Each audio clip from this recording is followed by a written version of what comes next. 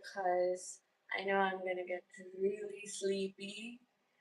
So yeah, yeah, I'm coming live quite a lot these days because I feel like I want to talk about it, and I don't have the time to edit, like record and later edit and then put it up there. So might as well just come here and say things out loud and just release them from my system. Neurodivergent person this side. So made myself some iced tea, and I'm gonna spill the tea post interview. It was uh I don't even know what was that interview. Like if I think about it, I'm trying not to spiral. I know too many spirals this week. But so basically I went for an interview at a production house that I shall not name. Um and I walked in pretty confidently. I knew what battles to pick and what not to pick, and yet to be true to myself because I don't know how to people please. I really can't people please. I spent so much of my time as a child trying to understand why I never fit in, in rooms, in spaces, and why I was always picked on. But I have finally reached a stage in my life where I actually find it very advantageous that I stand out. And in fact, I enjoy it. So I never shrink myself to fit into boxes and um, perceptions and what people might think. Um, but I also know how to be absolutely professional when it comes to work because that's pretty much how I function. I I am a control freak. I need to control. I most of the times I don't have control of my outer surroundings. So when I walked into that interview, I knew that I would not have any sort of control on the outcome, and the only thing that I would be able to control was how I present myself, right?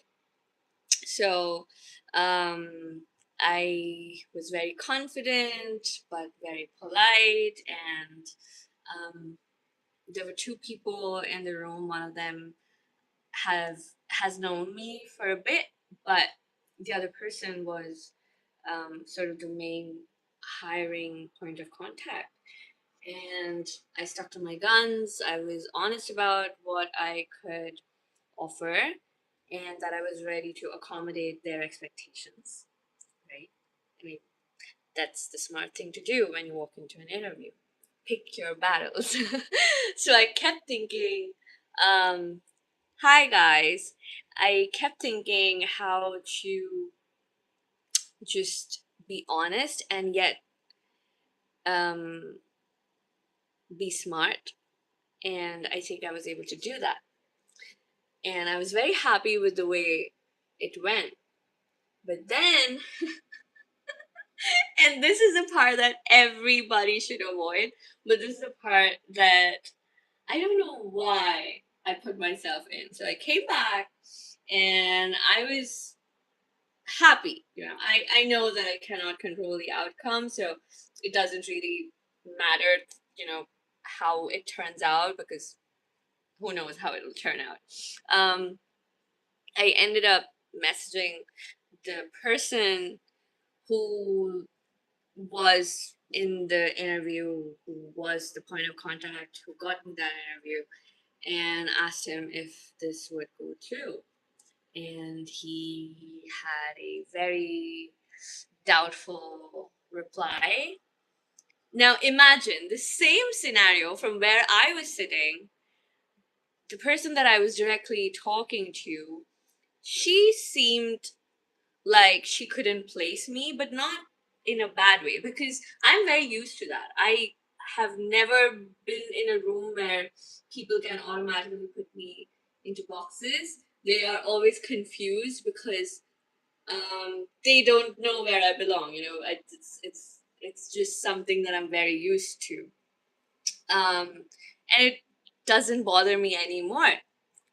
So, from my point of view, the fact that someone would be, fascinated and confused about where I fit in, and that, they cannot place me in a box, is a good thing, because that means I am being honest and I am placing myself as I want to, right? But look at how the same scenario from the other person's point of view turned out to be something doubtful and negative. And I'm such a glass half full kind of person. I was like, you know what, no matter the outcome, I'm not going to overthink this. And I've gone through like 1,000 rejections by now as an actor, as an artist. I don't know the number of rejections that I've gone through, right? I mean, it's my normal daily life, and the amount of character development that has come because of that. Well, it's a whole other topic to rant about. Um, but then, yeah, after the my reference, had this doubtful approach, and I heard his point of view, I started spiraling, and I was like, okay, what was that interview? Like, what just happened? Was I the Delulu sitting there? Was I imagining that it went well, or did it was it? I don't know. I really am so confused right now, and this iced tea is not helping. I do speak other languages. Definitely speak other languages.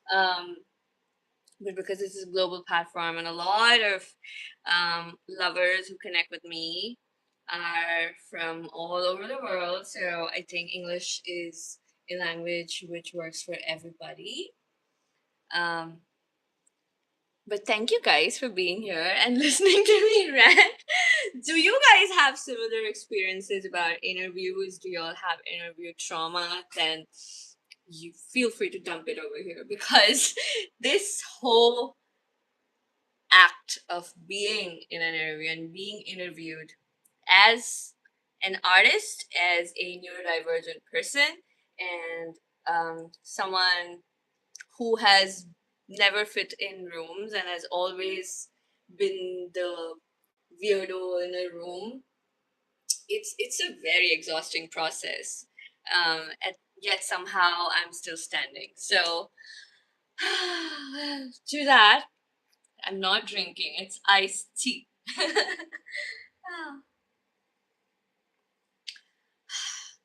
And I don't drink tea. Imagine a person who doesn't drink tea has made iced tea. Yeah, I do have my occasional coffee runs once in a blue moon.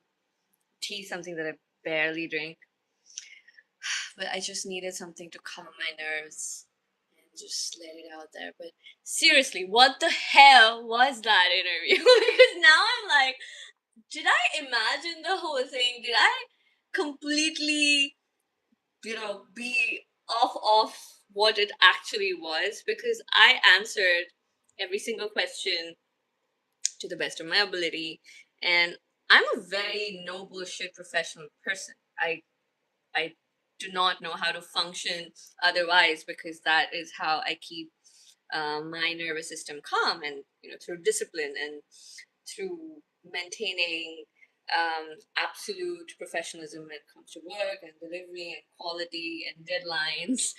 And um, I don't know. I think it's a very normal. It's become the norm that I see around me, is people just function in a very specific way, and the moment they run into someone who doesn't follow the rules, has a little bit of quirk to them, just automatically becomes, oh, who is she, or who is that person? Like, why are they standing out? You're not supposed to stand out. You're supposed to be part of the crowd, like vanish in the crowd. Why are you standing out?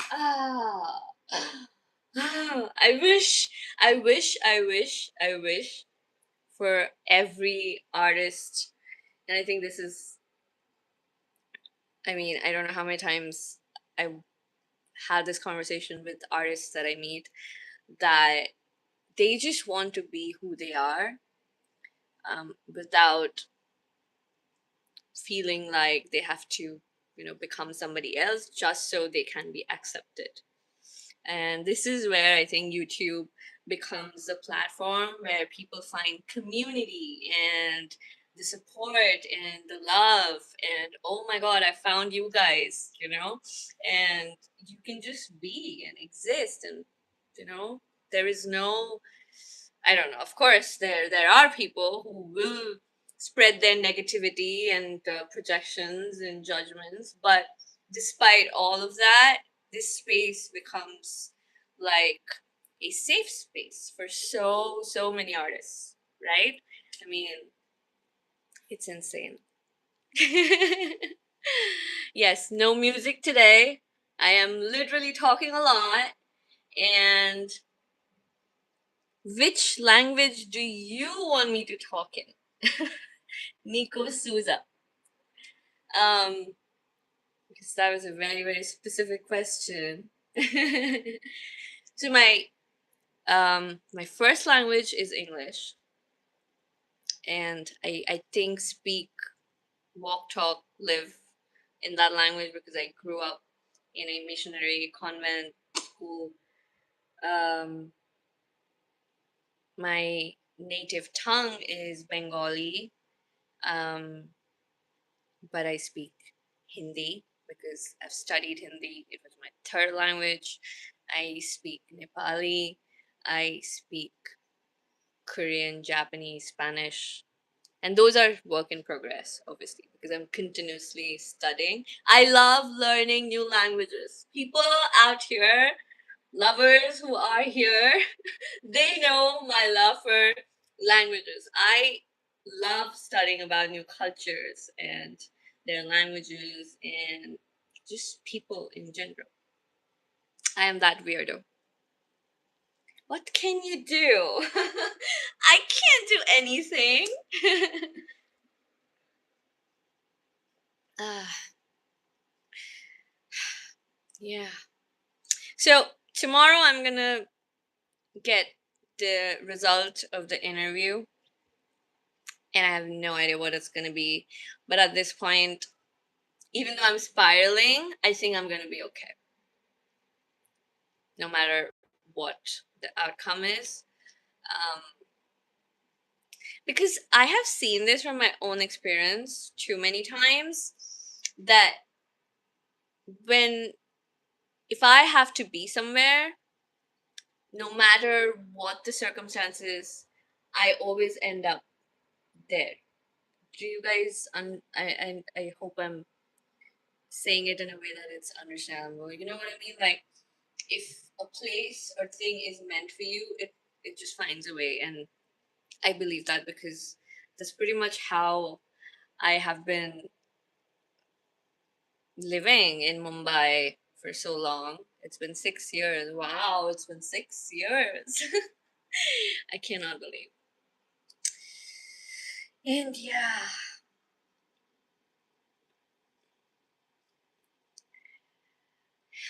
that so that interview.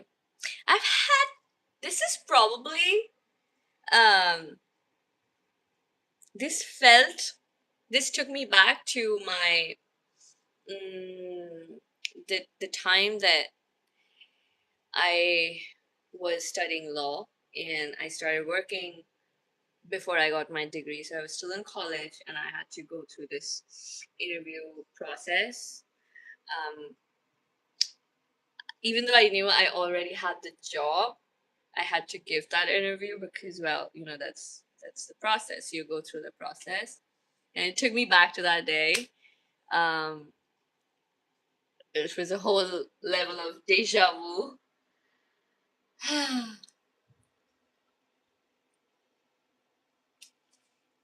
what do people do when if interviews don't turn out the way that they think it did? What do they do usually? I'm trying to think because I don't know if I want to be exposed to interviews over and over and over and over again. I mean, I would rather send in my work and let my work speak for itself first and then meet and talk. Because I think the first impression should be about work. I mean, you know nothing about me, but you're sitting there and you're asking questions and you're trying to place me and trying to have a judgment about me, like based on what? Right? Um, and everything, it's so weird because psychologically when you're talking to a person, you are judging that person based on who you are, your perception, your conditioning, your upbringing, how you function in the society. So it has nothing to do with the person you're interviewing. It has everything to do with who you are. So why don't people just like ask for the work first? I mean, they do, like, but I don't think they really place so much importance on it. Or maybe they do. Well, whatever. In this situation, I think it was the other way around. So,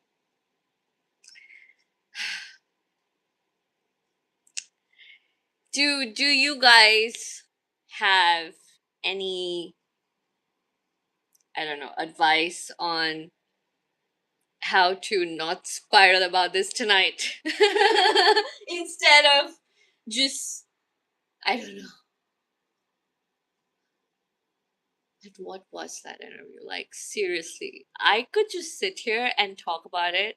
Like, there were these there was this one random question which I have no answer to no matter who asks me this. And I have seen people ask this so many times in interviews. What is your long-term goal? Or what are you looking for in the long term? Like, hello?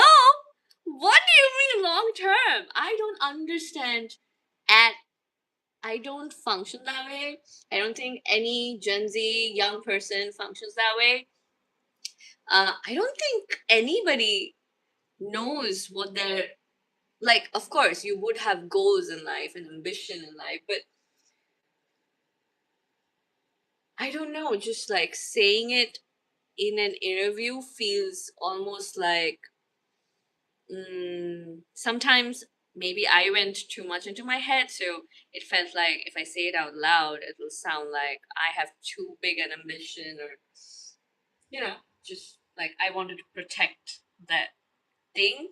So also, to be very honest, right now, the stage of life that I'm in, I believe the present is the only life that I have. And that spiritually is a fact. Like, the only moment that we have is this moment right now, this second that I'm talking to you guys. Like, the past is gone, the future we have no idea what is going to be. So the only moment that we have is right now. So what do you mean? What you're expecting in the long term? Like, I am expecting to you know, be recognized as an artist and keep growing and keep learning and keep creating art and have the privilege of doing this, continuing to do this over and over and over again. So yeah, that is pretty much what I'm expecting. But how do you say that in an interview setup without looking ridiculous? How do you do that? Because I didn't want to look any more ridiculous than I was already looking, I guess. I think I was very professional and I was very smart about everything else. At least from my point of view, I was. I don't know about the other point of view.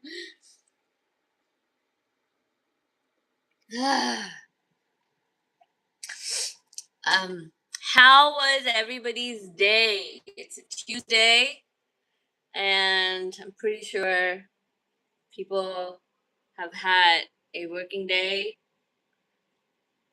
How was your day? Was it tiring? Was it exhausting? We've not even reached the middle of the week, and for me, it feels like I just want to get done with it. Oh, and by the way, I still don't have a house. I still don't have a house that I'm gonna land in.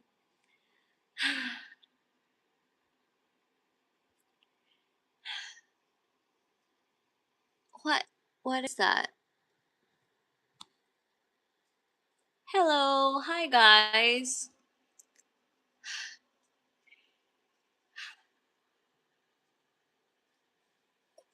Hmm. Where are you from? I am in Mumbai, India.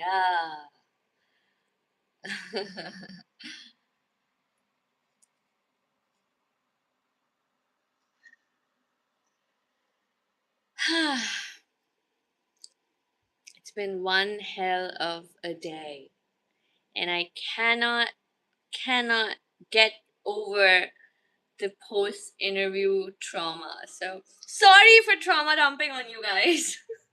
Because not so much as a trauma. It was, I mean, I don't know. Like, why? How does something that you think went well turn out to be something from the other person's perspective absolute nonsense? Like, and I'm like, what? Were you in the same room? Was I in the same room? Am I that delusional? Sabrina fan. Ooh, Sabrina Carpenter. What was the last song that I listened to? She's doing good. She's doing good. Hello. It's I like it when people come here and they just interact without any inhibition. Obviously, being respectful is a necessity, but it's it's very amazing to see people interact because I am very, at least virtually, I feel very awkward. I mean, I am way better when it comes to socializing physically, but virtually I'll be like, ooh, should I? So this whole thing, me starting my YouTube channel also started because I just wanted to get over my fear of being seen. And I know it's ridiculous because I'm an artist, and that is going, like, that is an automatic repercussion of everything that I do.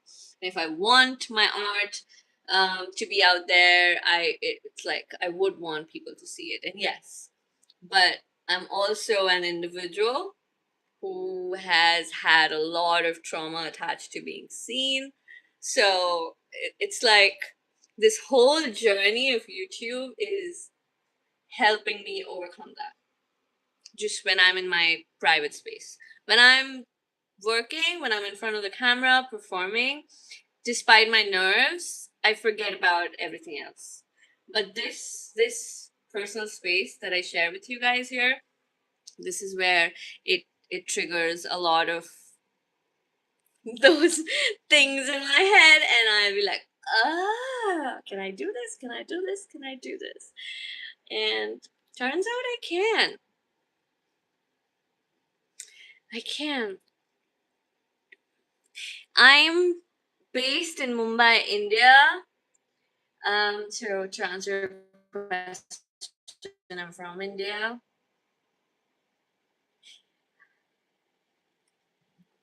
Mm.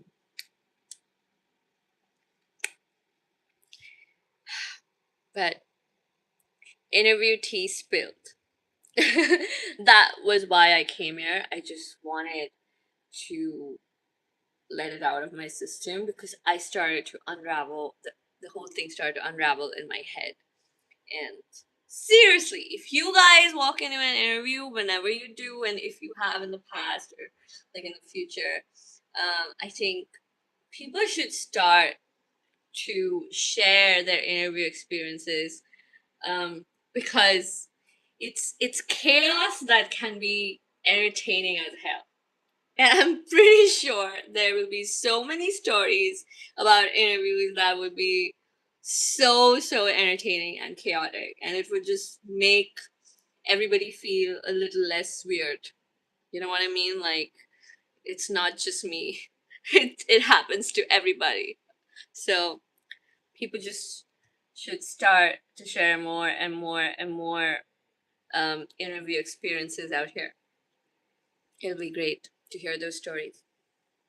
I'd be open to hearing those stories from you guys too, about any past interviews or any such stories that you've heard from other friends.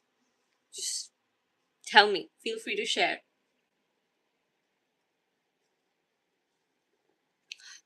Wow. When I come here, I lose track of time. It doesn't feel like time is moving. And I tend to never have charge when I start my life.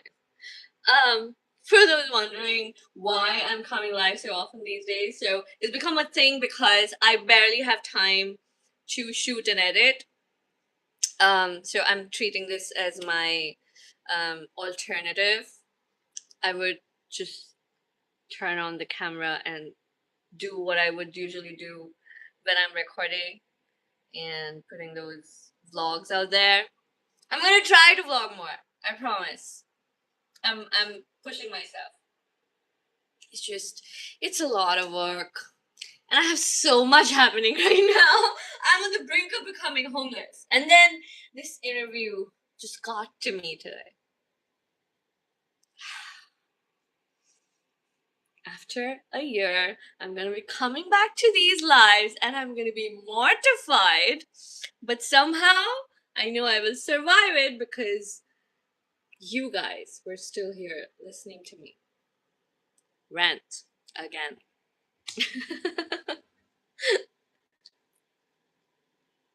Ooh.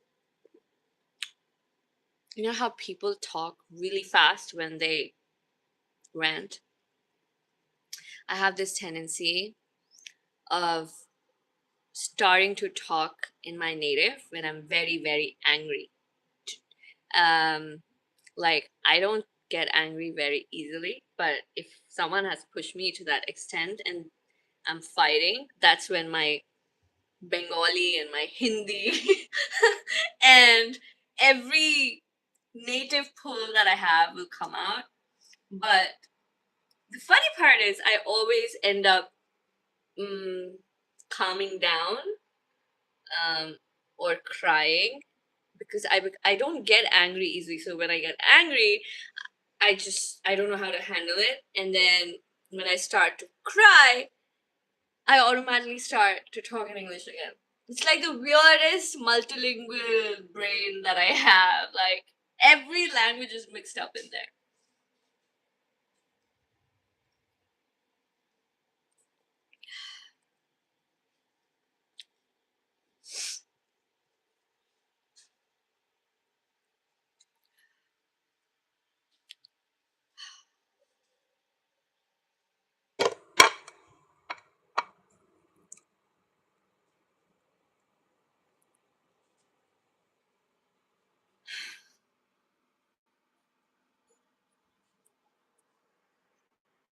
Mm. I didn't know there were games here. Ah, okay. My phone is gonna run out of charge. So I think we will have to end it here today. Let me just. Mm. If I had to give um, an interview tip from the experience that I had today, the only thing that I want to say is, when you walk into an interview room, know what battles to pick. Think long run. Do you see yourself in that space working? If yes, think long run and be strategic. Establish your work ethic and then pick the battles that you let go of. You know what I mean? So that is what I'm gonna leave you guys with. Thank you for being here. And I hope you guys have a better week ahead, better than mine. So I'm gonna see you guys soon. Thank you so much. Lots of love. And I'm very, very thankful that you guys are here. So I will see you guys soon. Bye, lovers.